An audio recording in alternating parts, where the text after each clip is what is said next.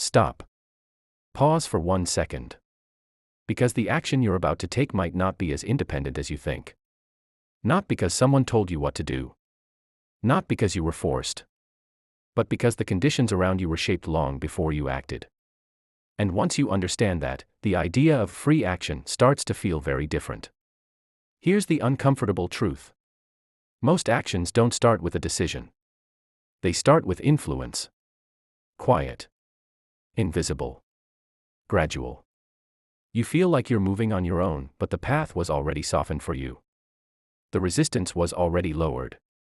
The moment was already prepared. Think about the last thing you did without thinking. The message you sent. The video you watched.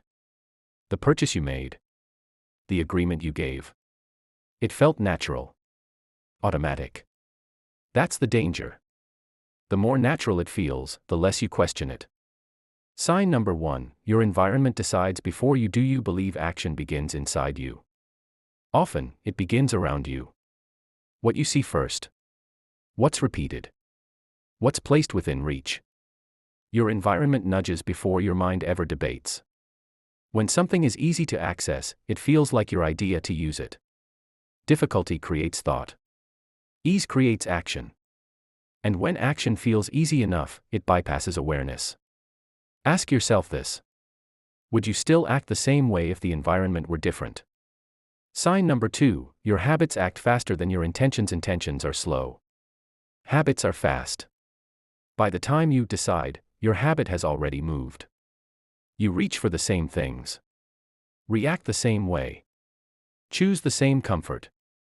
Habits feel like you, but they were built over time through repetition and reward. Once formed, they run quietly in the background. You don't feel controlled. You feel consistent. Here's the scary part. What feels like personality is often just reinforced behavior. Sign number 3, emotional states push action. Without asking, you act the same when you calm as when you tired, stressed, or lonely. Emotional states narrow options. When you're overwhelmed, relief becomes the goal. When you're bored, stimulation becomes the goal. When you're uncertain, certainty becomes the goal. Influence doesn't need to argue with you. It just waits for the right emotional state. Then presents the action that fits it. But ask yourself this. If your mood changed, would your action still make sense? Sign number 4, repetition creates familiarity. Familiarity creates trust. The more you see something, the safer it feels. Even if you don't like it at first. Repetition lowers resistance. Over time, familiarity feels like preference. You don't remember choosing it. You just remember that it feels normal. And normal doesn't trigger caution. Normal triggers action. Here's the unsettling truth. You often act on what feels familiar, not what's best.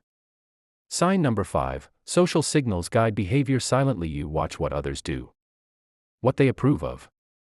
What they ignore. Humans are wired to adapt. When you see a behavior normalized, you feel permission to repeat it. When you see hesitation punished, you avoid it. This happens without discussion. Without thought. You don't feel influenced. You feel aligned. But alignment isn't always independence. Sometimes it's quiet pressure. Sign number 6, small actions train bigger ones. Rarely does control start with something big. It starts small. A tiny action. A harmless step. A simple agreement. Small actions don't trigger alarm. But they build momentum. Once you move in a direction, stopping feels harder than continuing. Consistency pulls you forward. And soon, you're acting in ways that would have felt wrong earlier. Here's the chilling part. By the time the action feels significant, the path behind you already justifies it.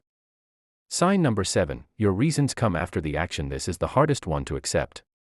Often, you act first and explain later. The mind hates feeling out of control, so it creates reasons. Logical ones. Comfortable ones. These explanations make the action feel chosen. But the explanation didn't cause the action. It covered it. Pause here. This matters. If reasons follow actions, how often are actions truly deliberate? Now take a breath. This isn't about blame. It's about clarity.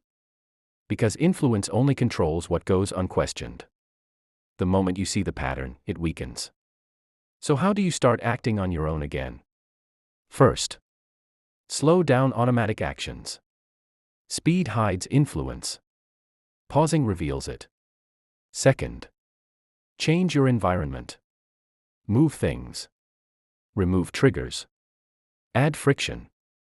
Friction creates choice. Third, notice emotional timing. Ask yourself how you feel before you act. Emotions explain urgency. Fourth, interrupt habits. Do the opposite once in a while. Not to rebel. To stay awake. And most important, separate action from identity. Just because you did something doesn't mean that's who you are. Identity locks behavior. Awareness unlocks it. Remember this. You're not powerless. But independence isn't automatic. It's practiced. The more you observe your actions, the more choice returns. If this felt uncomfortable, that's a good sign. It means something clicked. Tell me in the comments if you ever realized an action didn't fully come from you. And if you want to understand the next layer, how environments are designed to guide behavior without commands, stay close.